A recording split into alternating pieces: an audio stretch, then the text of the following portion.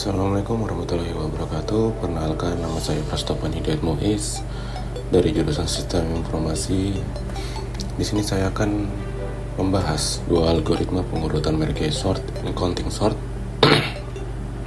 Fokus utama kita adalah bagaimana mengimplementasikan kedua algoritma ini dalam bahasa Java untuk mengurutkan data dari yang terbesar ke terkecil atau descending.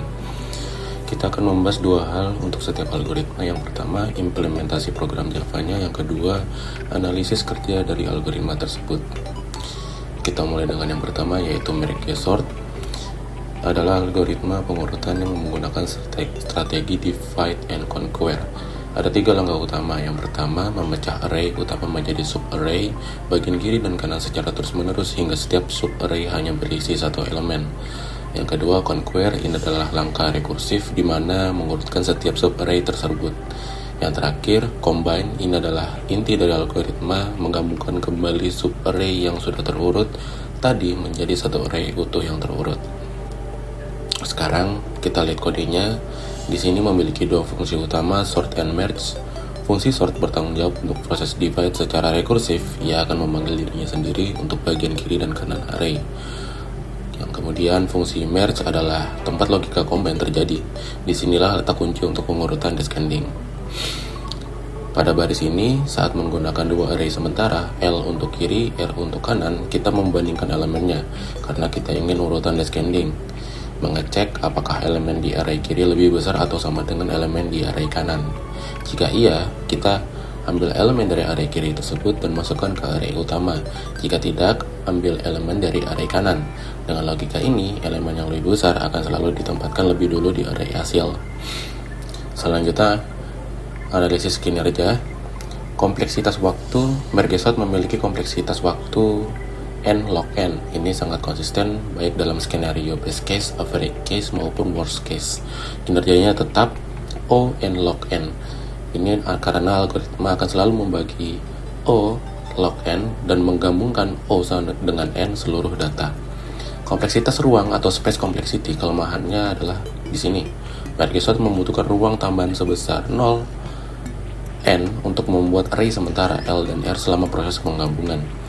Merge sort adalah algoritma yang stabil, artinya urutan elemen yang bernilai sama tidak akan berubah. Itu untuk stabilitas. Sekarang kita beralih ke counting sort. Algoritma ini sangat berbeda. Counting sort adalah algoritma not comparison, artinya ia tidak membandingkan elemen satu sama lain. Sebaliknya, ia bekerja dengan menghitung frekuensi kemunculan setiap elemen. Syaratnya, algoritma ini hanya efisien untuk data integer dan memiliki rentang nilai atau range yang tidak terlalu besar.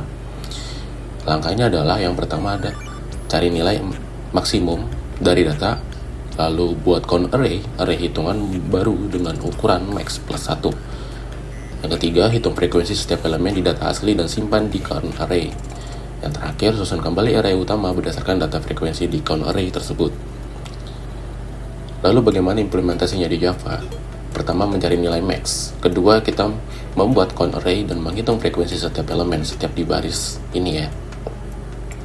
Kunci untuk pengaturan descending ada di langkah terakhir, yaitu saat membangun kembali array-nya. Perhatikan loop ini. Kita mengiterasi count array dari belakang ke depan, dimulai dari index max, nilai terbesar turun ke 0. Untuk setiap nilai i, kita cek di count array ada beberapa banyak frekuensinya. Selama frekuensinya lebih dari 0, kita masukkan nilai i itu ke array hasil.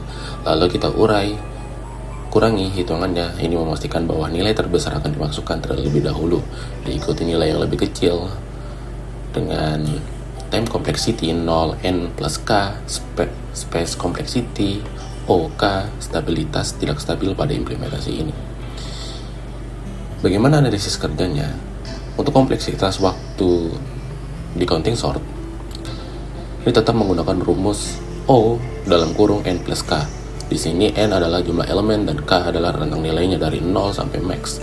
Jika k tidak jauh lebih besar dari n, algoritma ini bisa berjalan sangat cepat, bahkan lebih cepat dari rumus dari